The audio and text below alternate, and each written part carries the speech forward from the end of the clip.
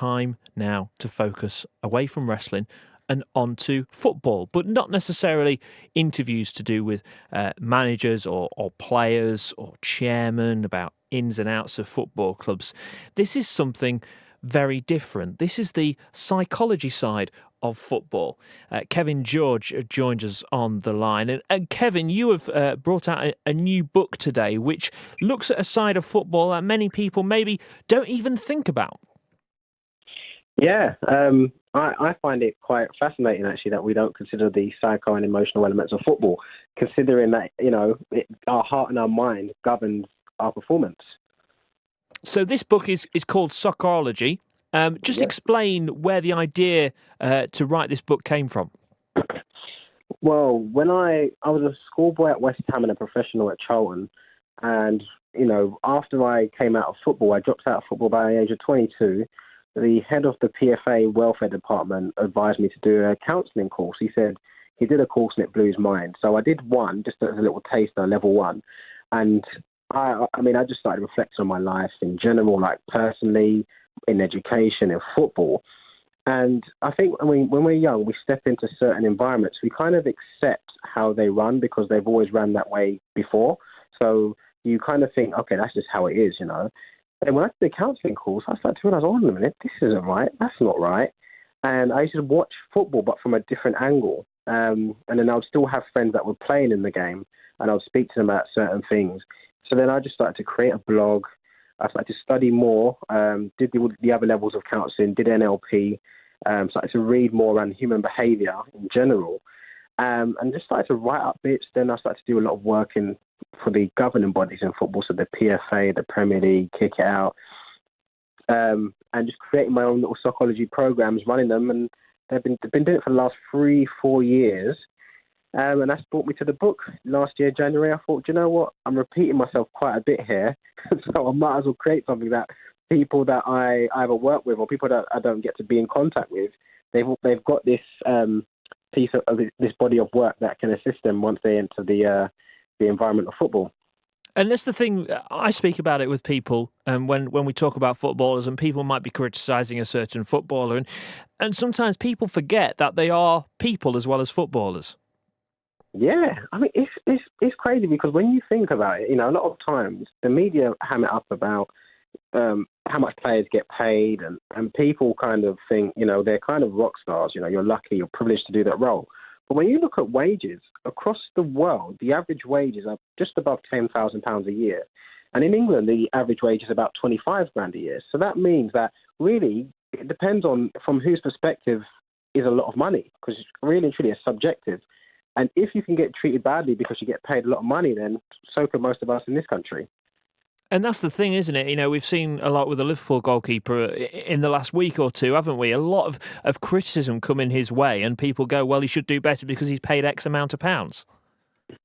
Yeah, I don't know how money helps, if anyone gave us money right now to go and play and train, only our training is going to improve us. The wage is not going to do anything. That's just the value that the club put on us in terms of how much they choose to pay us. If we got a raise tomorrow, everyone in their jobs tomorrow, it'll give them a bit of a spike, maybe a bit more of a motivation, the morale will be up. But in terms of skill level, it's going to stay the same. And looking at this book and the people you've got as part of this book, some reached the top of the game and have had great careers or are currently having great careers. And there's also some of the contributors who maybe a lot of was expected of them, and they maybe didn't reach the heights that people expected, or maybe they expected when they was young players. Yeah, and that's why it was important for me, because I feel like we have to tell the whole story. You had that saying that, if you're good enough, you'll make it. Well, not really. Look at Jamie Vardy. We hear about him because he made it back, but there's loads of Jamie Vardys we don't hear about. There's a guy called Stephen Cook who I interviewed who was unbelievable. Started at Walsall, went to Man United, went to Aston Villa, and injury stopped his career. But he still has a voice, and the reason why his story is brilliant in the book. But to kind of back up his story, what I did is I had Leon Britton, because me, Cookie, and Leon Britton were in the same age group when we were younger. So Leon Britton basically then does a testimonial on him as a player, and basically just says what I said. He's an unbelievable player. So there's so many that we lose. We see some of the greats, but there's a lot of greats that don't make it for different reasons. And I feel that the system fails a lot of players. And when we look at England and we look at sometimes how, the technical style that Spain play and the skillful players from Brazil, we actually produce them. As much as our culture doesn't allow for those players to flourish, we actually produce them. But one way or another, we don't appreciate, we don't give an opportunity, or we put hurdles in front of them and they just filter out the game. And for you as well, you did have a short spell with Lincoln City. Yes. I was there. Me and one of my best friends, Craig Rocastle. Craig was on loan from Chelsea, and then I signed. I think I signed from Bromley when I was at non-league, and then we had the Huddersfield playoff game, and I know we got knocked out. And basically, Keith Alexander, rest his soul, he got rid of nearly everyone apart from 2 players. Yeah, it was that season, wasn't it? It was a fantastic season, and I suppose for you, as someone who's been on the fringes of the professional game and part of the professional game, you've experienced a lot of what a lot of the players in Lincolnshire at our clubs, the likes of Gainsborough and Boston, have been through, where they've had sniffs of the professional game and they've just not made it. Yeah, and it's tough because obviously there's so many things riding on it. Everyone's got their own individual story, intertwined with other people's story, and then you've got the whole team, and there's so many people making different decisions, and that's why football's a very intense place to be in, and it's very difficult. And do you think we're going to see a lot more focus now? And we have in recent years on mental health in football, but do you think we're going to see a bigger focus now on looking after both the players who are currently playing, but those who are playing, but not maybe at the level that they would have expected, and the expectation level of what they could achieve in their career has dropped? I don't think we'll see a change in terms of the ones who are not at the top and the ones who have dropped out of the game. I don't think we'll see much there.